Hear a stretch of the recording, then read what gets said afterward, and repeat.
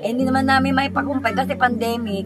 Opo. Dahil pagka ipapasok sa ospital, sinasabi sa amin doktor na isasama sa mga symptomatic. Opo. Paano naman po yung kami magbabantay? Baka naman po kami maano. Sinasabi ng doktor na sige, kung kaya pa naman paggalin sa bahay, ginagawa namin, inano namin sa bahay para makuha sa gamot. Talagang hindi na po talaga kaya. Yan sa mga pagpaalang araw mga kalingap, pupuntahan po muna natin doon yung ating pinadalhan ng tulong mula sa ating OFW. Nagbigay siya ng konting tulong para doon kay tatay. Yung diabetes, ayan, dito tayo sa tulay natin pinagawa. Matibay naman siya, maganda, malapad. Yan, bisitahin natin siya doon. Dito tayo muli sa sa Tamuro. Nagpagawa tayo ng tulay dito sa Tamuro. Dito tayo dito.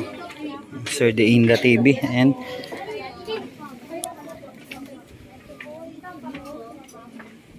Dito si Mama. Ayan, Nay, kamusta po? Kamusta po kayo? Ito si Nanay, yung na-video natin nakaraan. Si Tatay. Ay, si Tatay, magandang hapon, Tay.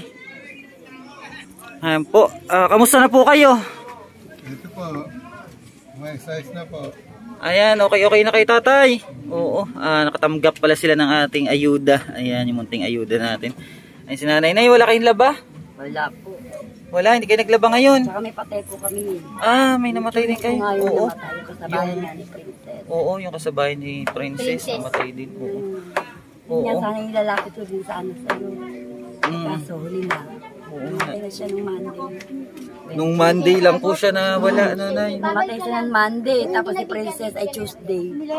Halos magkasabay lang silang dalawa. Grabe, ang hirap pa naman pag nawawala ng... Ako ho ang nag-alaga din doon. Kaya dalawa ho yung pasyente ko na inalaga ko dati. Anong time po na na-video namin kayo? Dalawa yung pasyenteng inalagaan Kasama nyo? ho niya, kasama yung kuya ko yun. Matandang binata ho yung kapatid doon ng tatay ko yun. Oo, ano po nangyari sa kanya? Nagkaroon siya ng sakit-sakit ni tatay, hanggang sa naging komplikasyon na. Hindi naman namin maipakumpay kasi pandemic. Opo. Dahil pagka ipapasok sa ospital, sinasabi sa amin doktor na isasama sa mga symptomatic. Opo. Paano naman po yung kami magbabantay? Baka naman po kami maano. Sinasabi ng doktor na sige, kung kaya pa naman paggalin sa bahay, ginagawa namin, inano namin sa bahay para makuha sa gamot. Talagang hindi na po talaga kaya. Ginawa ko na talagang lahat. Para sa buti nga yung mister ko kahit pa paano nakaka-recover kami. Ang hinihiling ko nga, meron pa akong anak na kapitan dito na naanakan nga rin ho yun. Sa akin din nakaasa rin ho lahat yun. Kahit pa paano sana, hinihingi nga ho sana kami ng tulong sa inyo. Kahit pa paano magkaroon kami na kahit sari-sari store na tindahan para may libangan si tatay. Kahit ako ay naglalabandera. Para kahit pa paano may pagkuhanan din po ng gas, panggas. Oo, hayaan mo, Nanay, baka may makapanood nito at ipagkaloob sa atin. Oo, may awa naman ang Diyos at andyan lang naman yung ating Panginoon. Lagi nakagabay, nakamasid sa ating buhay. Sana may kahit paano may pagkuhanan din po kami kasi sa pakahirap po ng buhay namin, lalo na kami anak buhay pareho. Inaasahan ko lang yung labandera pag may magpapalaba pa. Kaya paano pag wala na? Kaya wala na rin po kami pagkuha. Ang hirap pa naman ng buhay ngayon. Kay Tatay, kamusta kay Tay? Kamusta po yung katawan nyo? Ito po, medyo nakaka-recover. Nakaka-recover na si Tatay. Okay na. Ano po, nag-ano kay Tatay? May maintenance pa rin kayo? Yung mga metformin.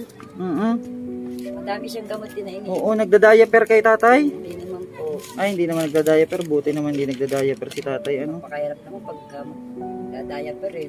Oo.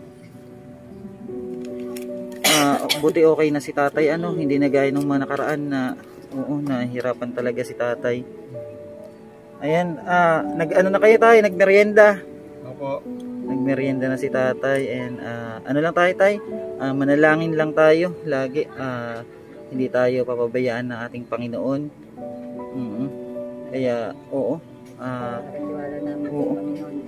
hindi pa rin pala na yung tubig nyo dito nahupa. Grabe po yung tubig nila dito. Ang itim na po ng tubig. Dahil dami na ng lamok. At may mga kitikiti. Kitikiti na ang dami. Kahit nakakulambo ka, hindi kakayanin. Oo, ang dami kitikiti. Grabe ang lamok dito ate. Sa gabi. grabe. Tapos, Kahit nakakulambo na oo. kami. Ano po malalaki yung lamok o yung maliliit? Nakakulambo na nga kami. Oo, mas ano kasi yung maliliit eh. Mas ano talaga yung mga gat, ang kate, sobra. Ano? Oo. Mga ano pa to ate, mga ilang ano pa to, ilang buwan pa to bago mawala. Ilang buwan pa yan. Mga 2 to 3 months pa yan. Ha? Oo, Ang bago tagal. mawala yan. Kasi kanina humapumuho pa. Oo. Tapos pagka lumakas ang hangin, Hindi. babalik na naman. Abutin pa yun ng Pasko. Baka. Ganyan. Nakabutin pa. Bisa inaabot kami ng Pasko at bagong taon. May tubig pa Magpapasko rito. kayo na ano, na Ganyan. may tubig. Oo. Grabe ang Sana, kalagayan nila dito. sana man lang kahit pa paano sa darating ang Pasko ngayon mabigyan nyo kami ng magandang Pasko at bagong taon. Oo, Patulungan nyo po kaya, kami. oo. Kaya mo ate, keep on praying lang tayo at hindi naman tayo pababayaan ng Diyos. Ayan. Andito pala kami ate at may nagpapaabot sa inyo ng konting tulong. Salamat At po. sabi Paano hindi ni kami ma'am, nalilimutan? pagpasensyahan nyo na daw yung may abot niya kasi yun lang po muna yung kaya niya sa ngayon, pero darating din yung araw mas makakatulong pa siya sa mga kababayan natin. Ayan, mula kay Ate Marilu Centino Y. Ayan, napanood niya kasi yung video nyo, kaya sana daw kahit papano makatulong, oo, kahit maliit na halaga sa pag-aano ni tatay, pagpambili ng kanyang gamot. Ayan, nagpapaabot po siya sa inyo ng konting tulong. Sana'y mapagpasensyahan nyo na po. At sana'y makatulong kahit papano. Ayan, kay Ma'am Marilu mula. Ito po, pinabot po yun sa inyo ni Ma'am Marilu. Ayan, tatay, pambili mo daw yan ng ano, gamot mo. Para kahit papano daw, hindi kayo makapalya sa inyong iniinom na gamot. Ayun tatay, ano masasabi mo kay Ma'am Marilu? Maraming salamat po. Ayan, oo. Yan, maraming salamat Ma'am Marilu ha. Maraming salamat po. Oo, yan na. Maraming salamat. Tulungan natin si tatay kahit paano sa maliit na halaga. Malaking tulong na yan para kay tatay.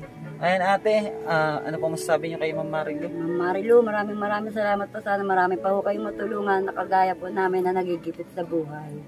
Oo, ayan, ano lang tayo, magdasal lang tayo palagi at hindi makalimot sa Diyos at hindi niya tayo pababayaan. Tatay, ayun tatay, magpalakas kay tatay ha. Oo, laban lang sa buhay at magiging maayos din ang lahat. Ate, ano pangalan niyo po pala? Luisa. Si Ate Luisa at si Tatay Ernesto. Si Tatay Ernesto. Ano pong mga apelyido niyo ate? Almeida. Almeida. Oo. Ayan po, opo. Maraming salamat po at isang magandang hapon po sa inyong lahat. Opo. Ayan tatay, thank you so much po. Ayan, at nanay, maraming salamat po. Opo, God bless po sa inyo. Ayan, opo.